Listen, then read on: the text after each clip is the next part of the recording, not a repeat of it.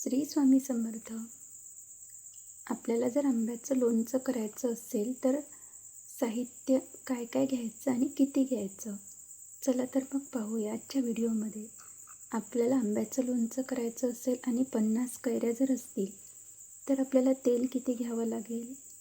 तेल 1 किलो, मीठ 1 किलो, मोहरी डाळ अर्धा किलो, हळद पाऊण वाटी, तिखट 1 वाटी, मसाला 1 वाटी, धनेपूड लहान 1 वाटी, जिरेपूडसुद्धा लहान 1 वाटी, मेथी 50 ग्रॅम, सोप 100 ग्रॅम, हिंग 2 तोडे आणि लसूण.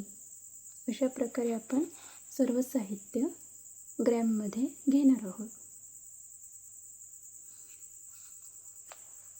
त्यानंतर लिंबूचे लोणचे. लिंबूसुद्धा आपल्याकडे जर 50 लिंबू असतील तर साहित्य काय काय घ्यायचं आणि किती घ्यायचं. मीठ 1 किलो, गूळ 2 किलो, गुळाचं लोणचं करायचं असेल तर, आणि तिखट 1 वाटी. तसेच साखर आंबा जर आपल्याला करायचा असेल तर साखर आणि आंब्याचा कोरडा किस, म्हणजे आंब्याचा किस केल्यानंतर त्यामधलं पाणी आपण काढून घेणार आहोत. त्यानंतर साखर 2 भाग आणि आंब्याचा किस 1 भाग, हे सर्व घेऊन आपण शिजवून घेऊया. त्यानंतर त्यात वेलची पूड आणि जायफळ टाकायचं.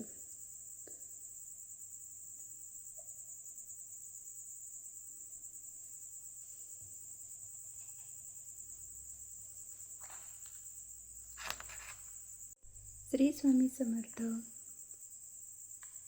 आज आपण पाहणार आहोत मुखवास कसा करायचा. खूबसूरत. साहित्य काय काय घ्यायचं तर अर्धा कप धन्याची डाळ, अर्धा कप सोप, अर्धा कप खोबरा खीस, अर्धा कप बारीक साखर, चुटकीभर हिरा मोती मसाला, 10 ते 15 सिल्वर चिंतान आणि स्वादानुसार मीठ. कृती: धन्याची डाळ व सोप भाजून घेणे आणि वरील साहित्य मिक्स करणे. हिरामणी मसाला टाकून मुखवास तयार करावा.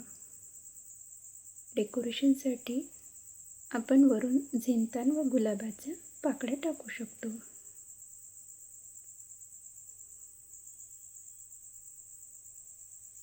तसेच दुसरासुद्धा आपण मुखवास आहे जन्मेशाही. त्याकरता आपल्याला 1 कप तीळ, मीठ, लिंबू आणि हळद, अर्धा कप टरबूजाच्या बिया, 1 कप केशर,